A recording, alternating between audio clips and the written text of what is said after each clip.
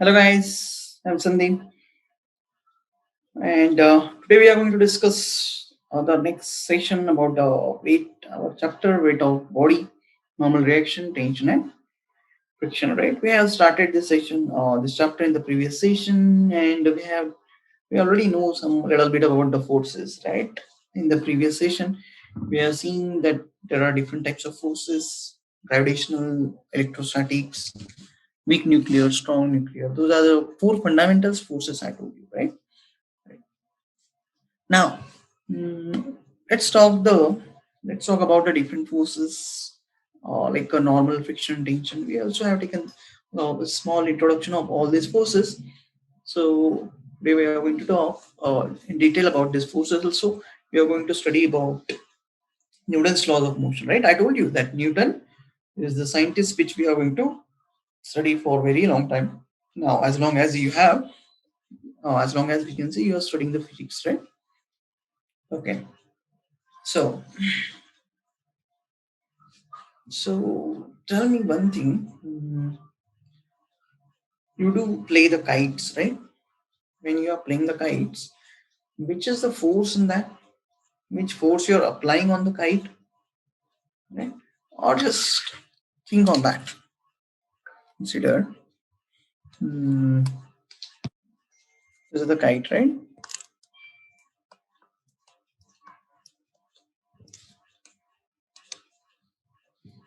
Right. You are standing here on the terrace of your home, right? So, how many forces are on that? You can say kite. Okay. So string is there. If string is there, what should be the force? Can I say it is a tension force? Correct. Right? Tension force is there. Right. We already talked about the tension also, right? Yeah. Is there any other force on that kite? There must be, right? As kite is flying in the air, right? If only tension is there, do you think that tension would have taken that kite downward? Right, obviously. There must be one more force which is called as, or we can say this is the air resistance. Air resistance force. So air is also applying, or we can say wind force is also there, right? So wind, air, those things are fluid actually, right? Which we are going to study in our next session of this chapter also, right? So those are the fluid part of the forces, and those are also applying some forces. So air is going to apply some force. Then we can say wind is going to apply some force on that kite, right? Okay. You also have some competition in the kite that you want to break the kite of another person, right? So what you do, right? So consider this is the another kite. Let's say there is second person here on his building, terrace of his building. We can say you want to kite this. We want to cut this kite. What you do? You apply some force on this intersecting point, such that there will be a there must be some force, right, which is cutting that strings, we can say, right? There is, we can say, there must be some friction force, right, which is between that two strings, right? That is going to create some force which can apply some force and cut those strings, right? And obviously it is dependent on what? Tension in your string, right? So tension in your string is greater, or tension in another person's string is greater, right? So all that thing decide which kite is going to cut. Pretty simple, right? Now, so in this session, let's see what we are going to cover. First will be laws of motion, then we have weight of the body, right? Laws of motion means obviously it is Newton's laws of motion. Newton proposed three different laws of motion. According to that laws, lot of, or we can say most of the objects obey those laws. Even the planets also obeys his law, right? Then weight of the body, we talked about this one, right? Mass, and what is mass and what is weight, we know that. Then normal reaction is provided by what? Any surface, if the block is kept on the table, it is going to give you some normal reaction. As well as tension, right? In the string row, there will be tension. tension is always pulling. Remember that part also. Then friction is going to act. We know it is a self-adjusting force, right? We have used one term, self-adjusting. We also going to go into the detail of that in this session. Okay, so start our chapter. So Newton's law of motion, you can see it. So there are two funny diagrams. First diagram is very funny, right? What is happening? That cartoon guy is going on the skateboard, and there is one stone is there, and because of that there is a collision, and that person not only falls down. It's like, I think it's a tube, right? Glass tube must be there. It is a glass tube with hand and eyes, right? It is going to break after that. Obviously it is falling. It is a glass material, it is going to break. Okay, so it is saying the first law of motion. There is first law of motion. So what is the meaning of that first law, right? So can I say that object or test tube in this case, it is, if that stone, there is some stone, right? Actually, that stone was not there.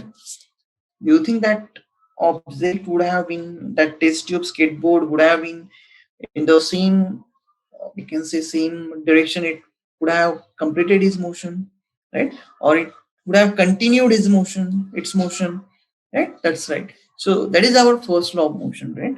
So first law of motion states that any body which is in motion, right? Listen very carefully. Any body which is in motion will remain in motion unless and until it is acted upon by another force. Another force means, in this case, you can see the stone, right? Stone is applying some force on that skateboard, right? We know the force also can stop the object. Here it is stopping the object, right? So Newton's laws of motion, first law says that if there is no force, no external force, body would continue its state of motion. There is only one part of the first law of motion. There are two parts. This is the one part is shown by this little bit animation there. So second part says that if any body is at rest, consider any body, right? Any body is at rest, it will continue to be in rest unless and until we apply some external force on it, like this, right? Obviously, if you apply some force, it will actually start moving, or at least train to move, depending on the friction, right? So again, there are two parts we can say of the first law. First part will be, let's say this is our first part, and this is our second part.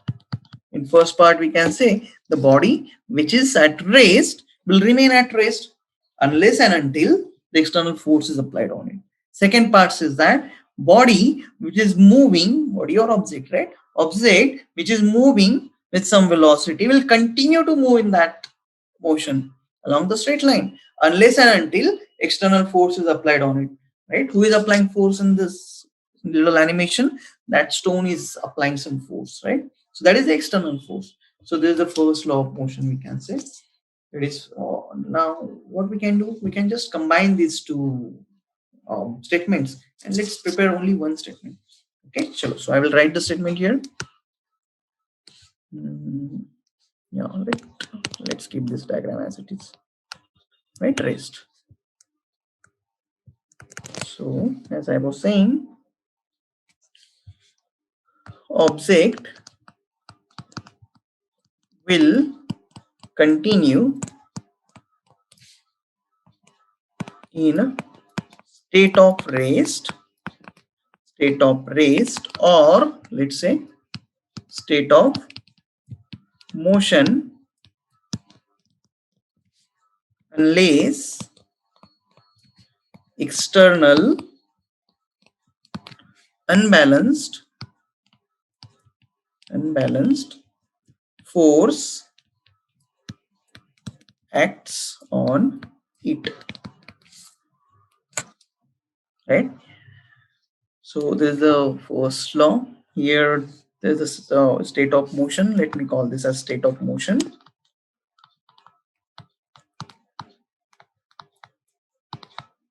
Or this is also state of rest. Or this our second animation also shows us the state of rest. You can see what is happening in this case. In the first case, this is related to bus, right? That person is standing on the bus. If the bus is at rest, no force is there. If the bus starts moving with some acceleration, there will be force on that person, and obviously he will no longer will be in the state of rest, right? So unless and until bus is stable, there is no force, person was also at rest, right? Similarly, here we can see one example for that small ball also, right? Ball was also in state of rest because there is no force, we can say, right? So this is our first law of motion, we can say. Now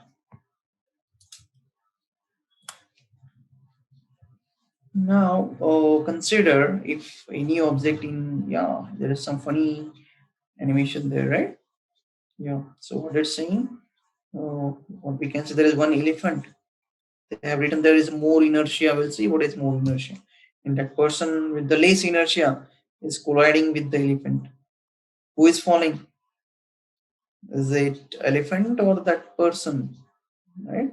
Obviously, person is falling. We know that he has the small mass, therefore he is falling very easily.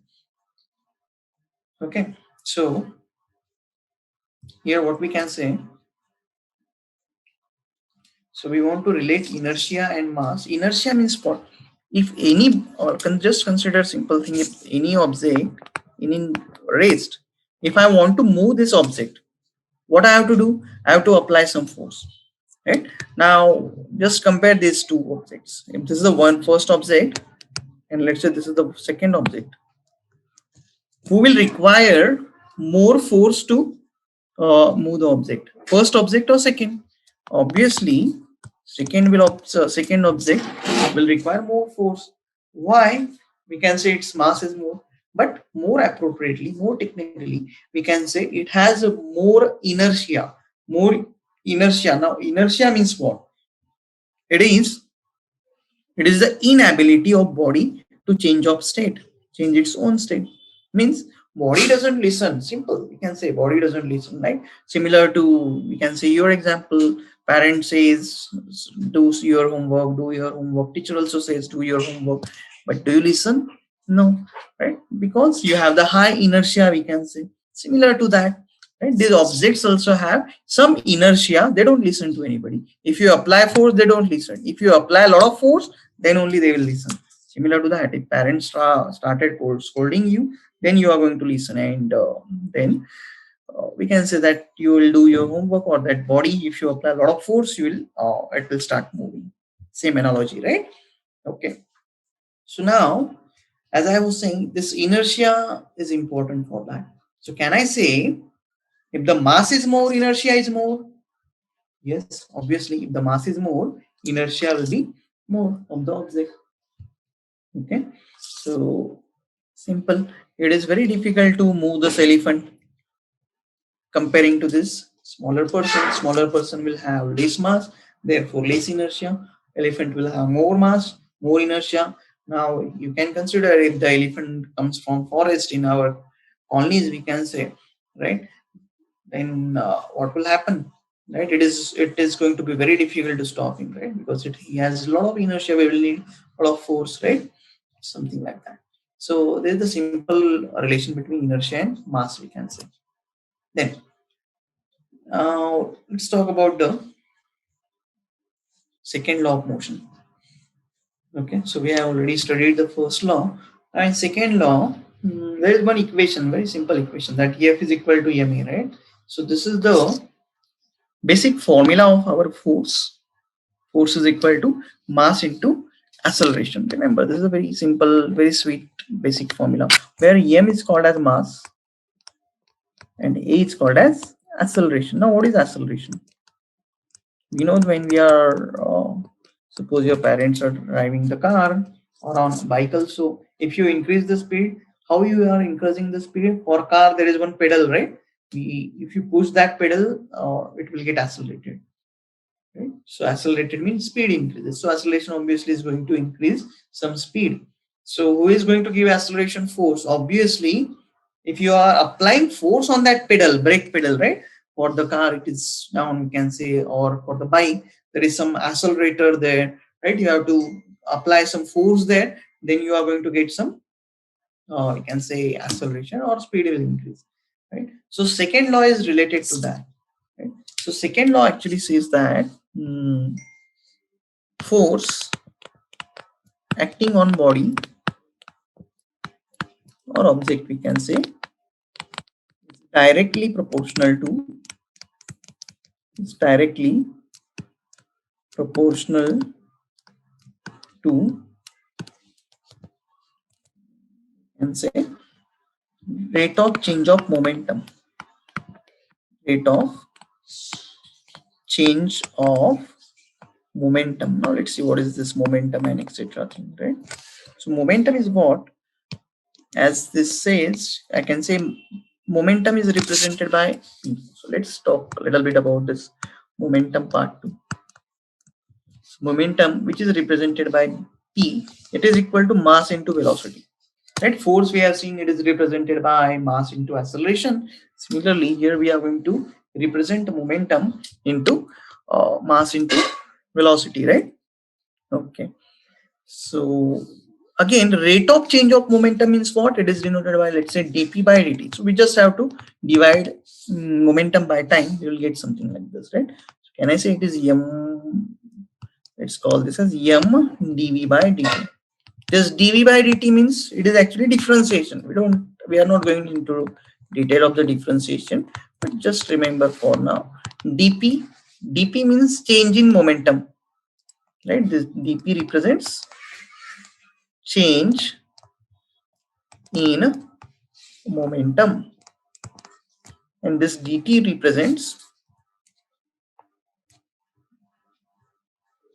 change in time, right? Similarly, here you can say this is change in velocity and dt is our change in time. Okay, chalo. So then as we said, our statement says force is directly proportional to what? Rate of change of momentum. So can I say it is dp by dt? Yes. Or also dv by dt. And dv by dt is what? It is the change in velocity, or rate of change in velocity is nothing but acceleration. Therefore, we are going to get force is equal to mass into acceleration. Very simple formula there. Very simple, sweet formula, right? Mass, we already know mass and acceleration. Okay, so there is the second law of the motion, we can say. Then let's talk about the third. Now, this is a very simple to understand, remember as well, right? So this third law of motion, obviously Newton proposed it. It is very simple. Every action has equal and opposite reaction.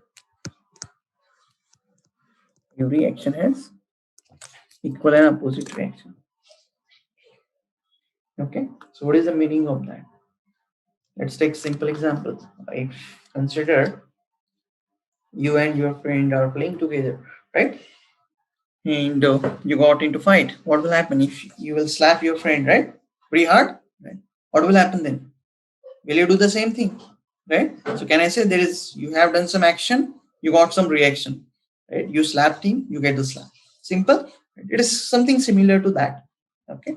So every action means force we are going to talk about, and reaction means the force, we can say, which is applied by another object, right? In our example, you applied some force there, so your friend also applied the force, right? Same thing is going to happen here, right? So you can see very cool animations there, two very simple animations. First animation, what it is about, that rocket is going up, right? You must have heard now there are many rockets, or we can say launches are there, right? Scientists are trying, right, to go to the Mars, right? Right. We want to send the peoples to the Mars, so these rockets are going to do that. So how these rockets actually work, right? Now, those gas particles, this is the gas, right? Rocket, you can see that blue content, right? If you observe very closely, when it is going upward, that gas is, that blue part is becoming less and less. So what is happening in that case actually? That is the gas, or we can say fuel. Fuel is burning. So obviously fuel tank is going to get empty. Right?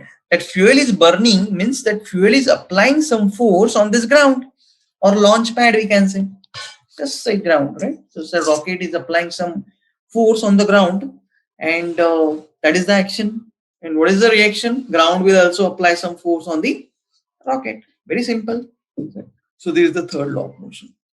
In second example also you can see, right? This fire gun is firing the bomb, and what is happening there, right? So can I say that firing gun is applying some force on that bomb, right? So bomb should also apply some force. Now it is not easy to understand, right? Or to believe that how bomb can apply the force on that firing gun. But yes, it is, right? Not a very high force. We can say very small force. Right? Bomb is going to cover a lot of distance, but not this. This we can say firing gun. Why? Because it has a lot of mass. Lot of mass means lot of inertia. Force will be same. Whatever force the gun is applying on the bomb will be same as that of bomb applying on the gun. But as the inertia of that we can say gun is very high, because mass is high compared to bomb, right? So it will not go. It will not affecting a lot, right? So these are the three different laws of the motion, or the Newton's law of motion, we can say. Okay. Sure. So let's move to the next one. Weight of the body. There are now some forces we want to study. So first one is the weight of the body. So you can see there are some mass and weight differentiation is there. I also already told you, right, that the mass, when we do the mass on that balance at the doctor's place, right, that is our mass, not the weight. Okay. So when we say 40 kg is our weight, no, 40 kg is only the mass. So what is mass? Mass is the amount of matter in a body, right? Very simple. So this is same wherever you are. So mass is going to be same. What about weight? Weight is not the mass. Weight is the force, we can say. It is the force of gravity that pulls on your mass. Means Earth is pulling you, right? Earth is pulling your mass with some force. That force is called as weight. Now it has the formula mg, right? Weight has the formula mg. Simple. So if you have the mass, let's say 40 kg, let's do the quick calculation and tell me what will be the weight. Weight is what? 40. What is the value of g? Let's take this value as 9.8 meter per second square. Right? Chalo. So I'll give you 1 minute. Try to solve this question and tell me what will be the weight. Right? Try to find the answer.